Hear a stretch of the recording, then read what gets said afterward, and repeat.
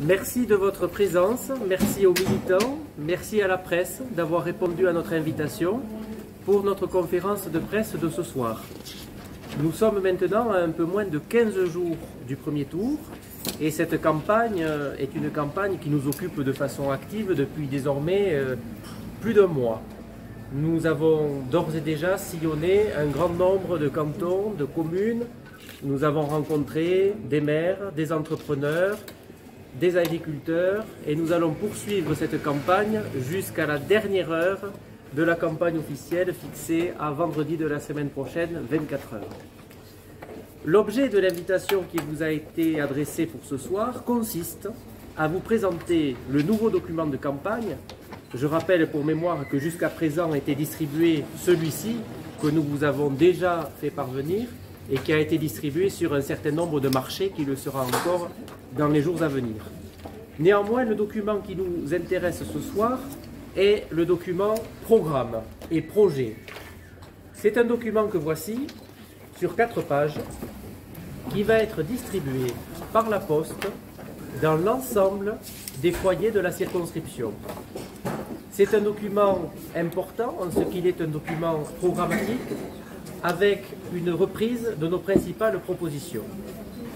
Si l'objet du premier document qui a été distribué était de nous faire connaître, était d'expliquer avec Laurence qui nous sommes, quels sont nos parcours personnels, professionnels, ce nouveau document est davantage orienté vers les propositions que nous entendons faire aux électeurs de la première circonscription des Hautes-Pyrénées. Il comporte à nouveau des éléments de présentation pour ceux qui n'auraient pas reçu le premier document, mais nous entendons mettre l'accent sur les propositions que nous allons faire dans le cadre de cette campagne. Et je souhaiterais, avant de vous présenter quelques-unes de ces propositions, faire un rappel. Une élection législative, c'est une élection qui a une double nature. C'est une élection éminemment nationale en ce qu'elle va servir à envoyer à Paris des représentants des Hautes-Pyrénées. Des représentants qui s'inscriront dans un groupe politique national, dans une majorité ou dans une opposition nationale, avec des orientations politiques qui doivent être parfaitement assumées, revendiquées et surtout claires pour l'électorat. Mais l'élection législative doit aussi se décliner de notre point de vue avec des préoccupations locales. Il faut mettre en adéquation les principes qui nous guident au niveau national avec les réalités de la circonscription. Et nous faisons un constat, c'est que rares sont les candidats engagés dans cette élection législative à réellement donner corps à ces deux dimensions nationales et locales de leur candidature. Un exemple, lorsqu'on lit certains tracts, on s'aperçoit que les tracts conservés et les professions de foi de certains autres candidats, on s'aperçoit que ces documents pourraient être les mêmes dans l'Allier, dans le Loiret ou dans les Hautes-Pyrénées. Il suffit de mettre en tête de gondole la photographie de son leader national, candidat à l'élection présidentielle de surcroît, à plaquer un logo et au verso on va retrouver des propositions qui ne disent rien, absolument rien, des préoccupations locales. Je considère que distribuer aux électeurs des imprimés préétablis qui ne tiennent pas compte des spécificités des Hautes-Pyrénées, c'est quelque part, je le regrette, manquer de respect aux électeurs. Parce que quand on se présente pour être député des Hautes-Pyrénées, on ne se présente pas pour être député du Haut-Rhin. Donc, les thèmes nationaux, oui, mais également avec des réalités locales. Le deuxième écueil, c'est l'écueil exactement inverse, qui consiste à présenter l'élection législative comme une élection purement locale. Nous n'élisons pas les 12 et 19 juin des conseillers départementaux ou des conseillers régionaux. Il ne suffit pas de se prévaloir du soutien affiché de Madame Delga, par exemple, ou de présenter le programme uniquement centré sur les Hautes-Pyrénées, sans rien dire de ce que seront nos priorités au niveau national et surtout sans rien dire de notre appartenance politique. Il faut que nous marchions sur les deux jambes. C'est ce que nous essayons de faire avec Laurence et je dois dire que je répète partout où nous passons cette double nature de l'élection législative, et c'est un message qui est compris, qui est entendu. C'est la raison pour laquelle, lorsque vous ouvrirez ce document, vous vous apercevrez que la majeure partie de cette page ici correspond à nos orientations politiques, aux valeurs auxquelles nous croyons et à ceux que nous voulons défendre au niveau national, parce que les députés sont des représentants de la nation. Je vais donner quelques exemples des propositions qui figurent ici. Et dans le même temps, nous rappelons quelles sont nos priorités au niveau local, en tenant compte des Hautes-Pyrénées. Alors, quelques exemples pour rentrer plus concrètement dans les choses. Au niveau national, la question du pouvoir d'achat est devenue, à la fin de l'élection présidentielle, un quasi-mono-sujet. Tous les candidats ont entendu faire des propositions là-dessus, et parfois des propositions quelque peu démagogiques. Il ne faut pas mentir aux électeurs, il ne faut pas prétendre qu'au 20 juin à 8 h du matin, tout le monde aura 300 € de plus de paye par mois.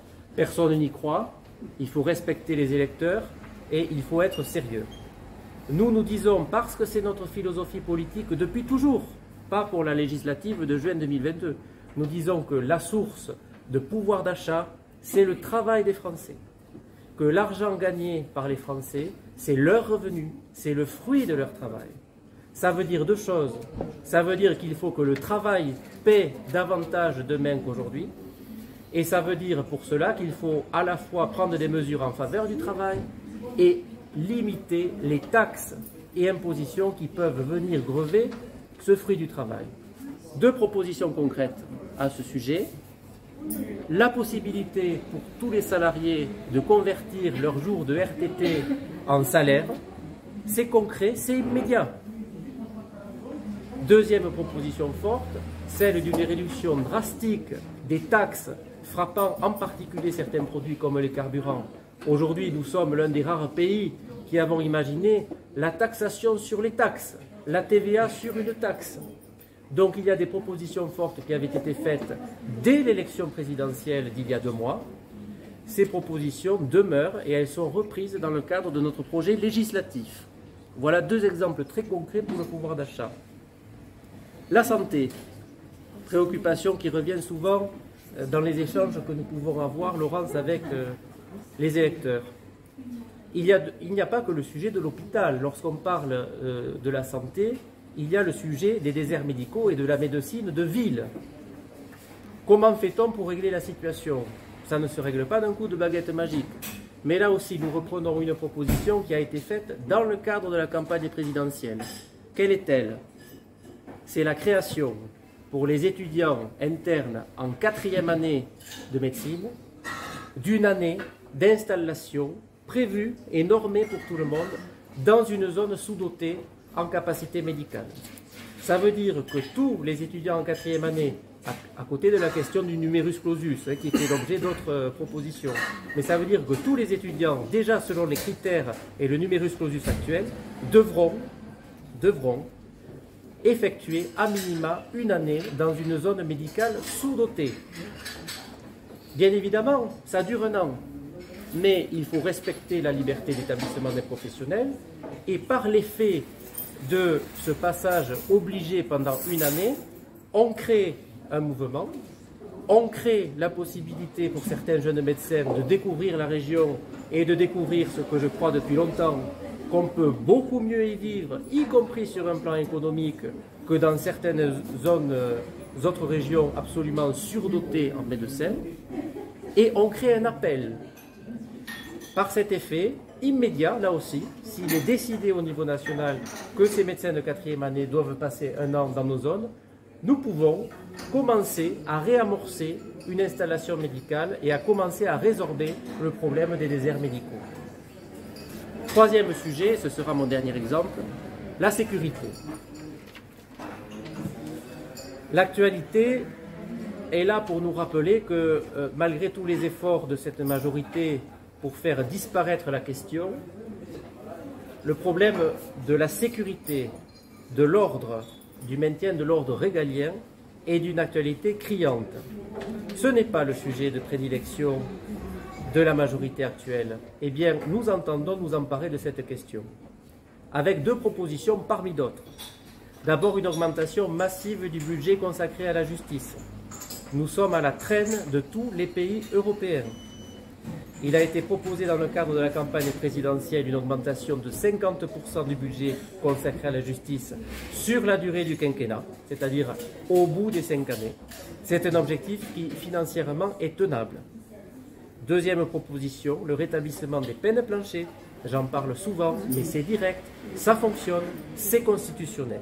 Et ce dispositif qui fonctionnait bien a été cisaillé, a été supprimé pour des raisons purement idéologiques, d'abord par François Hollande, suppression confirmée par le président Macron ensuite et par son garde des Sceaux maintenu dans ses fonctions. Nous disons que sur ces sujets-là, il y a des réponses rapides qui peuvent être données, avec un arsenal législatif qui est à portée de main puisqu'il a déjà existé par le passé. Il peut être remis en vigueur. Donc ça, c'est concret, c'est direct, c'est immédiat. Voilà quelques propositions nationales pour dire que cette élection, c'est une élection qui a une dimension politique, il ne faut pas le nier, mais nous sommes très au clair sur nos idées, nous sommes très au clair sur notre positionnement politique, et nous sommes très au clair sur des projets qui peuvent changer la vie des Français en peu de temps. Voilà quelques exemples concrets. Sur les priorités locales, je passerai ce soir plus rapidement, puisqu'à l'occasion des conférences de presse antérieures, nous les avons assez largement développées, avec la question du maintien de l'hôpital. Nous étions à Bagnères la semaine dernière, c'est un sujet qui est particulièrement sensible là-bas, mais pas uniquement. Et puis également des engagements en faveur de l'agriculture.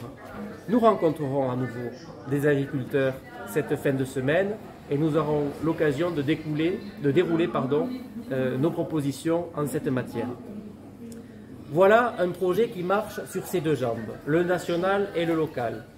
Et nous essayons avec Laurence d'incarner une candidature d'équilibre, claire sur les idées, claire sur les valeurs. Nous voulons être clairs aussi dans les propositions.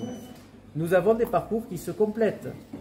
Tu es issu du public, je suis issu du privé. Tu es bagnéraise, je suis tarbé. Nous avons... Et pourtant, Bagnères-Tarbes... Voilà. Et nous faisons la preuve de ce que nous pouvons travailler ensemble. Oui, bien sûr. Différence de parcours professionnel, nous sommes issus de générations différentes, nous sommes issus de secteurs différents. Nous essayons de diversifier nos propositions sur le national comme sur le local. Donc, nous essayons d'incarner une voix de raison, une voix de cœur aussi. Nous croyons à ce que nous disons. Nous ne récitons pas des programmes pré-imprimés et pré-mâchés par des personnes qui feraient le travail pour nous. Ce programme, on l'a écrit nous. Ce programme, on l'a écrit nous avec nos tripes. Voilà. Donc, il sera distribué auprès de tous les foyers parce que nous considérons qu'il doit être connu et afin que les électeurs puissent se déterminer en conscience. Alors, comme je parle beaucoup, je vais m'arrêter de parler et je voudrais remercier l'ensemble des militants qui nous aident dans cette campagne. Honnêtement, nous faisons une campagne, nous sommes tous les jours sur le terrain, du lundi au dimanche inclus. Et à cette occasion, se sont formés des groupes de travail qui nous accompagnent, des groupes de professionnels, des groupes par secteur. Et il est un groupe qu'il me plaît de vous présenter ce soir, et je me tourne sur ma droite, parce que des dames ont eu la bonne idée de constituer un groupe de femmes autour de notre candidature. J'aimerais, Annie, si tu en es d'accord, que tu expliques le sens de cette démarche et que tu nous dises en quelques mots la raison d'être de ce groupe.